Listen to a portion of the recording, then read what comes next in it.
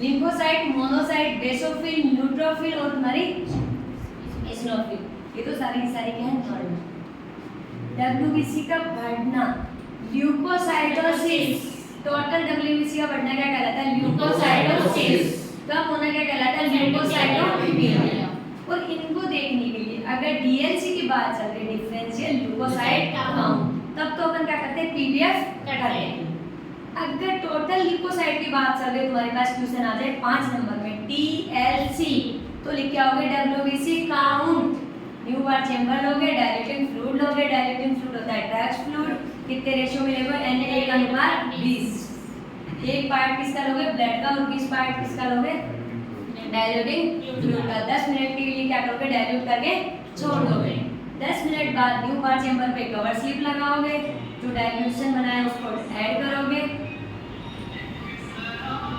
और 10x microscope पे क्या करोगे? सेट करोगे, और 10x से किस पे जाओगे? 40x। और कौन से कोनों पे काउंट करके लाओगे? लार्ज स्क्वायर, इन सारी चीजों पे। ये जो बाहर वाले कोने हैं, calculation number of cell count upon depth into area into dilution factor 20। जितनी सेल काउंट हुई है, जैसे सेल काउंट हुई है तुम्हारी 50, एरिया कितने? 4, डिप कितनी होती है न्यूक्लियर चेंबर की? हमेशा 1, और डाइल्यूशन फैक्टर कितना है डब्ल्यूबीसी का? 20। ये जीरो ऊपर पहुंच जाएगा 200, काटेंगे कितना बन जाएगा हमारे? 50। 50 को 50 से गुणा करेंगे तो 25, और आगे लिख के आओगे CUMN क्यूब ऑफ ब्लड। ये क्या आगे पेशेंट की नॉर्मल है हमारी आर। फिर आगे तुम्हारी अबनॉर्मल डब्ल्यूबीसी कौन कौन सी हो, चाहे वो डब्ल्यूबीसी हो, क्या नाम है तुम्हारे, न्यूट्रोफिल हो, बेसोफिल हो, मोनोसाइट हो और लियोसिनो, इनका बढ़ना क्या कहलाएगा? सिस। ल्यूकोसाइटोसिस,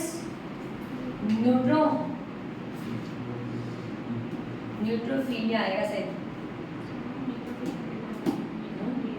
मोनोसाइटोसिस, न्यूट्रोफिलिया, बेसोफिलिया और इसिनोफिलिया, ये तो है बड़ी भी।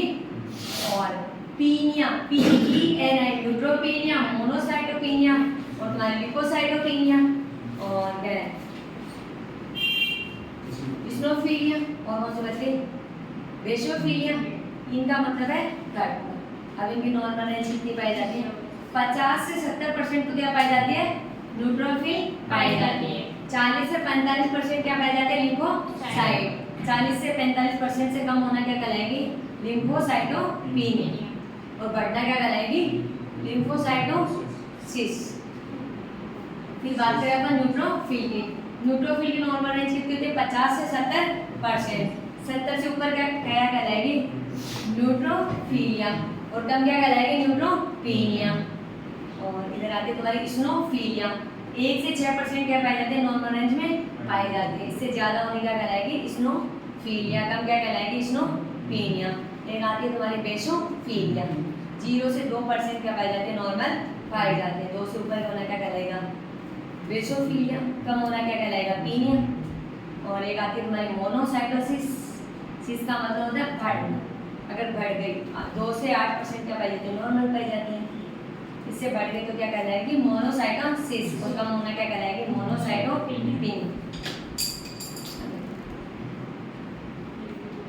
न्यूट्रोफिल बढ़ती है बैक्टीरियल इन्फेक्शन में, लिम्फोसाइट बढ़ती है फिर वायरस इन्फेक्शन में, और बेसोफिल बढ़ती है ब्लड कैंसर और तुम्हारी एलर्जिक, और एक तुम्हारी इसिनोफिल बढ़ती है सिर्फ और सिर्फ एलर्जी के अंदर।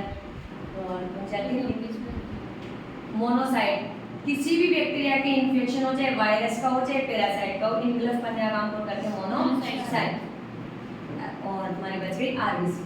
नॉर्मल आरबीसी देखने में कैसी होती है? बाइकॉन्केव शेप में। साइज कितनी होती है? 7.2। और कलर कैसा होता है इसका? नॉर्मोक्रोमिक। पहले बात करें साइज। आरबीसी का 7.2 माइक्रोमीटर से डायमीटर कम होना क्या कहलाता है? माइक्रोसाइट्स। और ज्यादा होना क्या कहलाएगा? मैक्रोसाइट्स। बाइकॉनकेव शेप से चेंज होना क्या कहलाएगा? Abnormal RBC.